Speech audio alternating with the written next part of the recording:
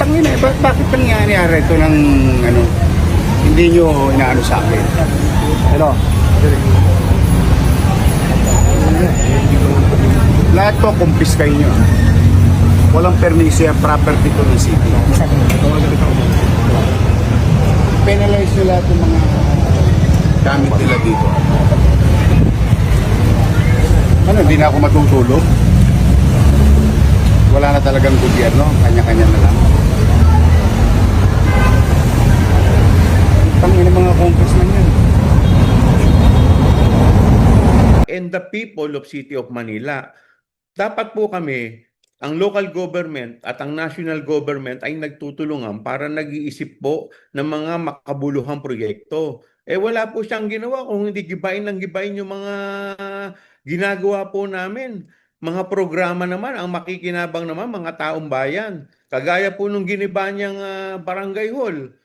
Ako po'y matagal na nananahimik. Pero alam po ninyo, umikot po kayo sa Maynila. 90% ng barangay hall nasa kalye. O ngayon, kung sinasabi po niya na ito po ay illegal, di dapat lahat po yan, gibain niya. Hindi yung pinipili lang niya yun sa akin at saka kay Congressman Valeriano. Pumunta po kayo sa Abad Santos. Meron po diyang police station na nasa kalye rin. Di dapat gibain din po niya yun kung talagang seryoso siya. Kaso nangyayari sa kanya, selective. Pati po yung mga konsyal ko, pati yung mga barangay chairman ko, ginigipit po niya. Masyado po siyang bullying mayor. Bully ng mayor, sir. Tama, bullying mayor. Alam mo, Marian, itong proyektong to noong 2020 pa nagsimula. Kaya lang, dahil sa kakulangan ng pondo, hindi ito naituloy. Kaya nga tayo, minarapat natin na ituloy. Ito ay isang community center. Ang laman po nito, dahil nakita natin yung problema dito sa kahabaan ng Rizal Avenue, yung marami mga homeless dyan na natutulog. Kaya dito sa community center na to, nung nakaraang administrasyon, tayo ay nakapag-ugnayan sa City Hall at nabuo po namin itong programang ito, itong proyektong ito, kung saan ang kasama po dito ay isang halfway house, kung saan yung mga homeless na natutulog sa kalye ay po pwede dong matulog sa gabi, may paliguan, may toilet sila, may kitchen soup. So bukod po dito, meron din itong dialysis center na unit. Meron din po itong para sa mga senior citizen, may daycare center, may naglagay rin po tayo dito ng permanent office ng district representative. So kahit na hindi na ako ang representative, meron na talagang district representative na opisina na nasa gitna o nasa sentro ng Santa Cruz. At meron din po dito mga recreational center. So, wala naman tayong nakikitang problema dito dahil ito'y pinropose lamang natin. Yung pagkukuha po ng permit na yan ay trabaho po yan ng DPWH. 'Di ba? So, hindi ko nga po maintindihan dito kay Mayor Isko Moreno kung bakit congressman ng congressman. Wala nang sinabi, gusto lang magpasikat, gusto magkaroon ng laman ng content yung kanyang vlog, wala nang ginawa kung hindi magko-congressman. Samantala may pamura-mura pa, ginagaya pa yung dating Pangulo. 'Di ba? Samantalang tapos na ang eleksyon, tapos na po ang palabas.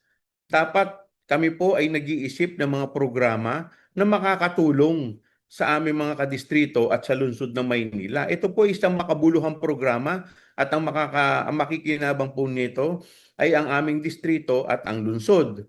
So dinedeprive po niya ang aming distrito ng isang proyekto na mapapakinabangan ng mamamayan. Nga po maintindihan dito kay Mayor Isko Moreno kung bakit congressman ng congressman.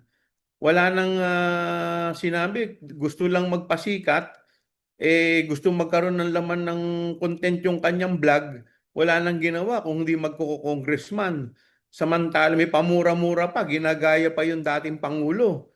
'Di ba? Samantalang tapos na ang eleksyon, tapos na po ang palabas. Dapat kami po ay nag-iisip ng mga programa na makakatulong sa aming mga kadistrito at sa lungsod ng Maynila. Ito po ay isang makabuluhang programa at ang makikinabang po nito ay ang aming distrito at ang lungsod. So dinedeprive po niya ang aming distrito ng isang proyekto na mapapakinabangan ng mamamayan.